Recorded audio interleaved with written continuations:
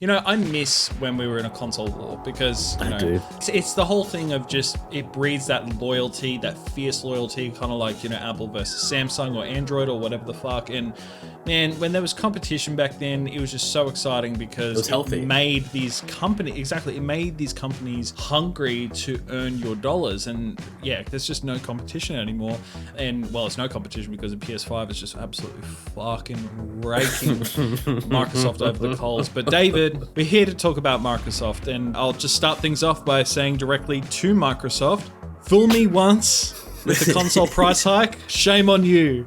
Fool me twice with another console price hike, shame on me. Fool me thrice with yet another price hike with Xbox Game Pass. Fool never gets fooled again. Welcome to an unfortunately semi-reoccurring discussion on this podcast where occasionally David and I will ask, what the hell is happening with Microsoft? What is going on? What were they thinking? Microsoft, what the fuck are you thinking right now? What is going on? Dude. So what is Phil Spencer doing over there? But you know what? I feel, in a way, I feel sorry for him. Because it's like, surely this isn't 100% on him, right? Like, I don't know. Surely. Like, I feel like, man, like, what a time to be a CEO of, I think he's the CEO of Microsoft Gaming, isn't he? Or Xbox Gaming. And basically, ever since he's been in charge, I think there's been a few really great initiatives. Like, he's been very pro backwards compatibility and all that stuff. But boy, it's just been a really shit couple of years. Oh, it's been rough. And I think 2025 has been no exception. I think this year in particular so far, dude, we haven't even finished this year yet. Like, what else are they keep doing? It has been such a tumultuous year, to say the least, for Microsoft's gaming division, marked by significant controversies, strategic shifts. That's my corporate speak, David. And also just this palpable sense of uncertainty amongst its fan base. So from mass layoffs, cancelled projects, to multiple price hikes, and persistent rumors about basically the future of Xbox hardware and, you know, is Xbox dead, basically? That's what we're going to be discussing today. So, man, I do have a bit of like a chronological breakdown on my end of just kind of like some of the main things here, and then I thought we'd go through that and then just kind of share our thoughts with obviously the most recent controversy, which is the Game Pass price hike of 50%, dude. And then depending on which country you're in, Brazil, you basically have a 100% price hike. Like, that's just fucked. Wait, dude. Brazil has 100%. Yeah, in Brazil, what? It's doubled. So, okay, so let's just go back a little bit. So I know I just said that 2025 has been horrible, but let's just set up a little bit of context beforehand. So layoffs over the past couple of years have been horrible for the industry, just regardless, right? So it's been hitting everyone. No one's been safe from these layoffs in the gaming industry. But I'd say some of the first major layoffs that were happening from Microsoft's end, it was starting off in January 2024, where Microsoft laid off 1,900 Activision Blizzard and Xbox employees, which I believe was 8% of the gaming workforce or something along those lines. So this set a pretty somber tone for the year to come, and obviously it was the beginning 19,000, that's insane. 1,900. 1,900, sorry. Yeah, 1,900, not 19,000. That would be fucked. That's everyone in the gaming industry. There's no games coming out. There's just going to be AI games now with Jake Paul. But anyway. I don't understand. I don't understand why the Jake Paul, why the Jake Paul AI videos of him is just all him just saying he's gay. Oh, it's dude, like that's the only thing that's being said. It's just Jake Paul stuff just happened recently on my feed, but prior to that, it was WWE matches between historic figures and people who are dead. Really? Yeah, like JFK versus George Washington. That's actually so good. It looks so good, though. That's what's scary about it. It looks so real. Like, I'm genuinely scared for my retirement and just looking at this fucking shit that these Zoomers and Alphas are fucking doing on my phone, on my TikTok, and I'll look at it and I'm just like, Jesus Christ, is this real? Is this real? Is it? I'll give money.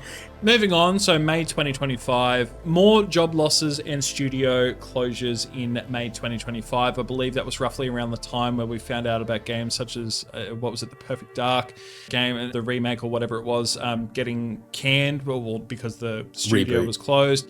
Then we have July 2nd, 2025. So this is the big one. This is 9,000 Microsoft layoffs, which also, sorry, I think this round was the one that included the closure of the Initiative Studio and the cancellation of the highly anticipated Perfect Dark game, sending shockwaves throughout the industry. And I think that this was also the point in time where Phil Spencer had that really tone-deaf internal message, or, basically this announcement to... It was very PR stuff that, fluff. Yeah, but that basically it was just like, Xbox has never been stronger. This has been our best year yet, blah, blah, blah. We've had continued You're fired. growth. It's like, are you fucking kidding me, dude? Like, over 10,000 people are gone by this point. But anyway, so now there's been 2 price hikes for the Xbox Series X and Series S consoles. Basically, and to be fair, it's not just Microsoft that has done this. Literally everyone has done this. And, at first we were all just like, oh, this is probably Papa Trump's tariffs. But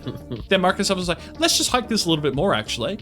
And and everyone was just a bit like, what are they doing? And obviously there was a bit of frustration because what are you doing for gamers? What are you doing for your audience base? And then, they released the announcement of the new handheld console. And I think a lot of people are excited about that. And, once we've found out the price and the specs and also what it could do, it could connect to your Xbox library, your Steam library, basically everything. It's like, wow, okay, this is actually really great. But then the latest gut punch was the 50% price hike of Game Pass. I'm kind of at a loss for words. So, David, why don't you just share your thoughts and feelings around this? And, if you have any thoughts on anything else that I just went through. Yeah, so where do I start? Where do we start, dude? Where do we start? It's just bring back Halo, maybe? I don't know. Do something. Make something. How do I digest this and think about this as a consumer standpoint? Like, I said, this was back when we were talking about Game Pass a few months ago, and I said, and how it's not sustainable. We talked about how it's not sustainable, and I said that Microsoft has to do some changes. Maybe they have to either change the structure or do a price increase. And then, like 4 months later, yeah, dude. You're like, no, not that much. No. I was like, maybe like $5. No, come on, man. Like, that is 50% is an insane number to increase. For Game Pass, which in itself, it's a great service, but I saw this, if you think about it, in American dollars, $30 a month to get Ultimate. In 2 months, that's a price of a new game. It's a price of a new fledged game. So here's the question, like, we're giving Microsoft all this money for the subscription service, but because we don't own it. We don't own it. Nothing good has come out of Microsoft Game Studios in ages now. New Halo was crap. The last good thing we got was the first parties. No good first party. The last good thing was the Oblivion remake. And cool, we get to play like day one releases, but it just seems that all their shift and focus isn't just to Call of Duty at the moment because they know that's the cash cow, that's the cash queen. Yeah. What the fuck are they actually doing? Because one, they're firing talented staff, which in itself, it's just disgusting, disheartening to start off with. Like, I was really excited for the Perfect Dark reboot because I loved the original Perfect Dark on the N64, and I was really excited to see what the Initiative were doing with it, especially when we got to see that gameplay trailer. Really early days, really looked like they were cooking with something, and then just like that, it's gone. Staff replay, staff fired, and it just makes me question, like, where's Xbox going to do next year? Because if they keep this track record up, I don't know if they will be an Xbox in the next 5 years. Yeah, so, and I think that's what has people really worried, because from my point of view, I don't think you make decisions like this unless you're desperate. And then, you have reports of, say, stores like Costco now announcing that they're not going to actually have Xbox hardware and sell them anymore. They're actually trying to sell them at a discount so that way they can get rid of them. Rid of stock, yeah. So I just want to play a bit of devil's advocate here, though, just for 2 seconds. So let's just zoom out of this initial shock. So $30, or I think for us it's what, like 30, 35, 36 bucks Australian. About that, yeah, Australian. But let's just stick to the $30 narrative. So $30 for 400 games and all of these extra gizmos and doodads and all this stuff that probably like, oh, do you want extra Xbox? What about Fortnite, whatever package Fortnite bullshit is in there? Look, they are cramming it with all this extra shit. And I think it's purely just so that way they have that excuse of, look at all this stuff that we've included in here. But the thing is, no one asked for it. No. So do I think $30 is fair for all the stuff that's in there? I'd say yes. I'd say it's more than fair. There's 400 plus games. There's all these extras and this point bullshit.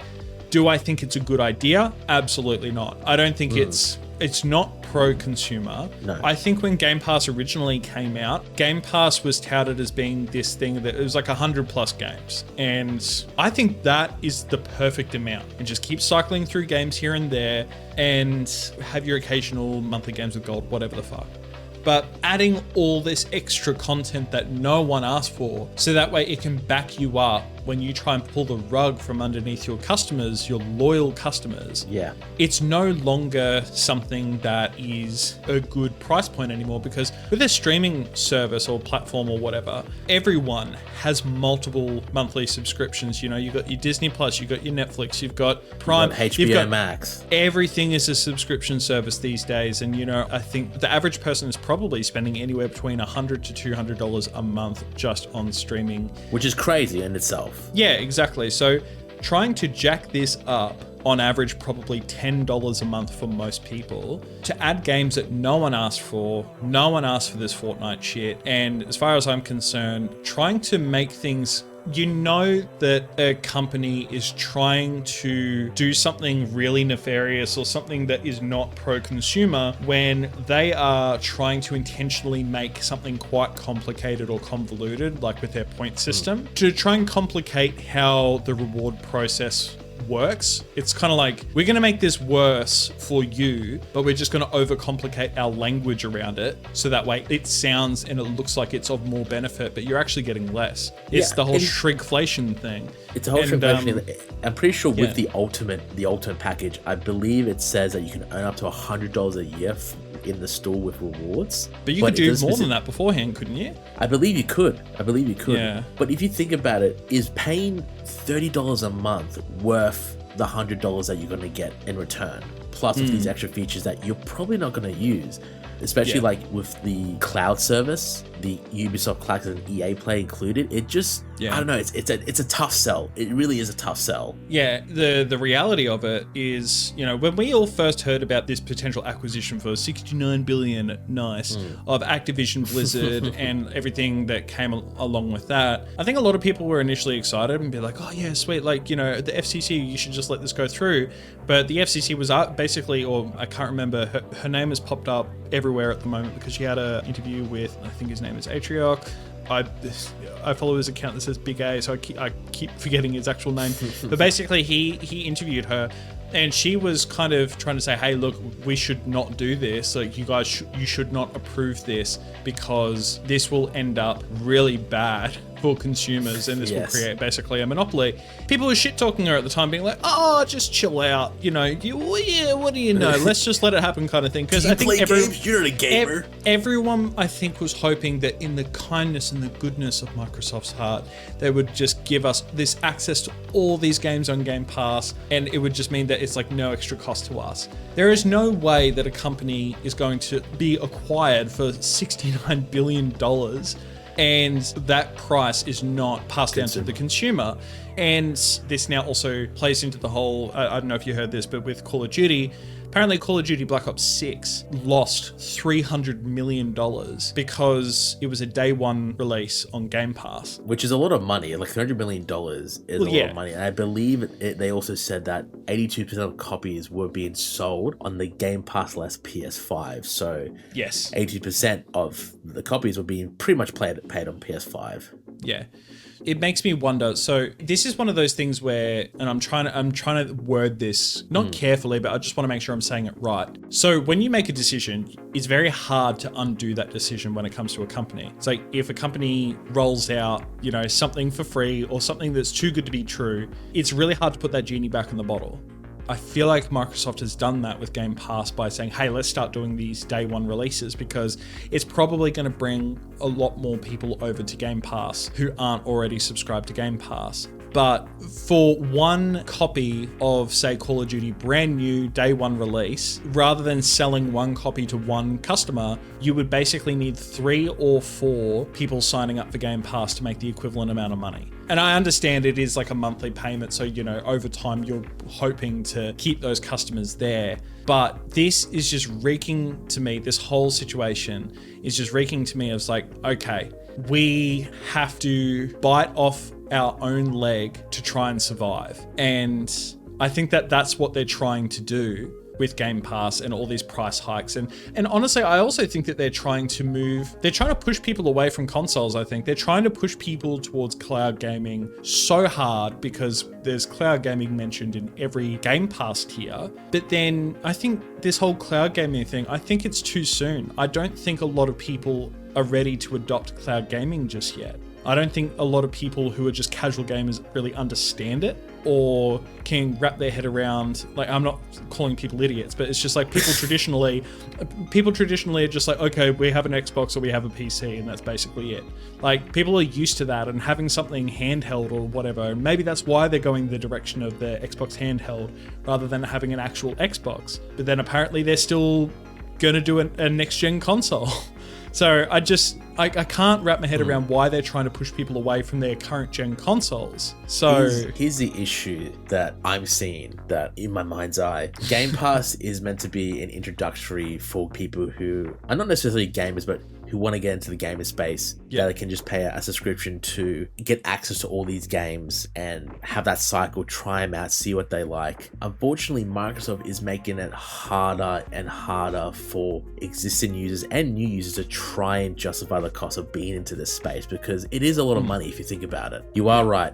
You have to have 3 people sign up to Game Pass to make an equivalent to play the new Call of Duty. However, not everyone's going to have that PC to play Call of Duty or have that internet connection to run the cloud gaming. A lot of people don't have that speed already. So what's the alternative? Consoles. Okay, I want to go and buy an Xbox. And then, you know, you go out and you look for an Xbox and then you look at the prices that they're rarely on sale, and 2, they've had increases in pricing over the last few months, of course.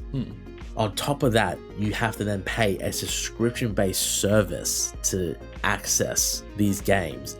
It's a lot of money. It's a tough pill to swallow just to get introduced into the space, if you think about it. Instead of buying a console and then buying new games, you're going to be buying an already overpriced console that rarely goes on sale, that doesn't have really good first-party exclusives, and on top of that, pay an extra $30 a month just to get access to these 400 games that you might not necessarily want to play, or have all these access to these features that, yeah, they're nice, but you might not necessarily use. Yeah, and stuff that people don't want. People don't want. Or maybe some people do, but it's just stuff that people didn't ask for. Microsoft already, we saw Microsoft a few months ago revert this decision with the Outer Worlds 2, with the price differences. I believe they were charging... Oh yeah, they wanted to charge $80 and then they scaled back to $70. And they scaled back to $70, and people were like, yeah, that's fair. By the way, like we've said this before, but I said this before anyway, that I feel like this is their tactic all along. It was never about the $80 game. It was always about the $70 game, but they wanted to make it more appealing. We said that, like, we made a joke, or we made a comment during that video, like, maybe this is for something, you know, more something that might happen in the future, where they're just, you know, trying to test the waters out to see what the reaction is. And then they're like, oh, we made a mistake, sorry, we listened to your feedback. And then clearly they didn't, because they've just done the same thing 4 months later. Yeah. With Game Pass. Yeah. No, 100%. Let's start steering towards the end of this conversation, because I feel like we've been rambling, or well, I have been rambling and going on a lot. But I guess just to close out this conversation, I really just want to, it's not beneficial, I think, to be like, oh, well, you know, they should have done this differently, they should have done that. Because I think that ultimately what they should have done is they shouldn't have offered day one releases. And I think that they should have kept it to, we are going to stick to just 100 games and we're going to keep it at a relatively low price. I think that what they are trying to do is they're trying to provide this subscription model for people who, they're trying to target the people who don't have Xboxes, but they're also trying to tell those people not to buy an Xbox and just buy Game Pass. That way they can play on the mobile phone. But the thing is, Xbox is making a miscalculation here, or Microsoft, and they're assuming that, oh, if we just eliminate the price or the cost of people having to buy into an Xbox, they would much rather pay something that's $30 a month rather than having to pay like for like a $600 or $700 console, then pay for that. If we eliminate that console hardware price, That's eliminating the cost for us to ship it because we're trying to cut as much money as possible, but Manufacture it as well. But we're also trying to make it as accessible as possible for gamers. And the thing is, that's an admirable perspective. It is. But it's still too confusing. I think people who aren't looped in with the idea of doing stuff on the cloud, people who don't have a great internet connection, people who don't just want to play a game on their phone or understand that you can hook up a controller to your phone, there's a lot of people who don't understand that. And even though I understand the concept, I know for a fact that I would never do that, because that just seems like, why would I play a game on my phone when I could just do it on my TV? Exactly. I don't know. And then, yes, technically you can also do this shit if you have a smart TV as well, but it's still just a bit too far ahead, and they're trying to bring it. I don't know. Am I making sense here? Like, I think it's a little bit too far ahead. We're not quite there yet, and I think it's too soon for them to be trying to pull this shit. Yeah, 100% agree with what you're saying. No one's going to be playing an Xbox on the LG TV on the car driving to school every day or driving to work. No one's going to be. Didn't they learn from Stadia? Like. Google Stadia flopped because no one understood that shit. Yeah, Google Stadia Stadia is a whole different can of worms. Stadia flopped because Google just dropped the support for it and they weren't releasing games for it. Yeah. And it was a cool concept at the time, but it goes back to no one's going to have that internet connection. You know what? There was no first-party games. And there's basically no first-party games for Xbox anymore either. None that people care about. Exactly. People don't care about Halo anymore, and I'm saying that as someone who loves Halo, but like, no one really loves the new Halo games that are coming out anymore. I think people are just like, oh, this just isn't what I remember. Forza is multi-platform. Gears of War is now going to be multi-platform. There's no incentive. They're creating no incentive for people to buy into the Xbox ecosystem. So even if you were just a passerby or someone who's just like, you know what, I want to access all these games, there's no reason really. The PS5 is sexy. There's like, everyone's playing the PS5. Sleek. It's everyone who has a console is basically going PS5 this generation. So there's nothing that is making people, I think, jump out of their seats at buying an Xbox. And even if they have the Xbox handheld, I think that will only give them an edge for so long.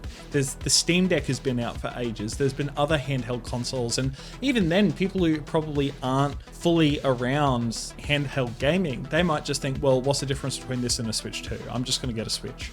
I don't know. I just don't think that they're doing anything. They're not helping themselves here. They're not breaking the mold. They're not doing anything productive or pushing gaming further, essentially. They're just playing it super safe, not taking risks and not pushing the boundaries. And it's obviously clearly not working, because now they're like, we're bleeding money because no one's buying our consoles. No one's using Game Pass anymore. No one's buying first-party exclusives. Let's just jack up the price of Game Pass and hope people just subscribe and forget about it. Yeah, and it's just resulted in mass cancellations. And apparently the Microsoft website or the Game Pass site where you go to cancel your Game Pass. It crashed. Yeah. So people voted with their wallets. What was it recently that there was a decision that I think, it was Disney and the whole Jimmy Kimmel shit. Jimmy Kimmel, yeah. And everyone voted with their wallets, and that was a great example of it actually paying off. And I hope that it works in this scenario, but I just think the damage is done. And I think that Microsoft has, if they were truly as successful as they say they are, I don't think that they would need to cut so many jobs. Obviously, unfortunately, this stupid capitalist society that we live in, and also mixing that with the rising cost of absolutely everything, and that sexy, gorgeous 2-letter acronym called AI to all of these billionaires. It's like, oh, how do we cut costs of these living people who built our company?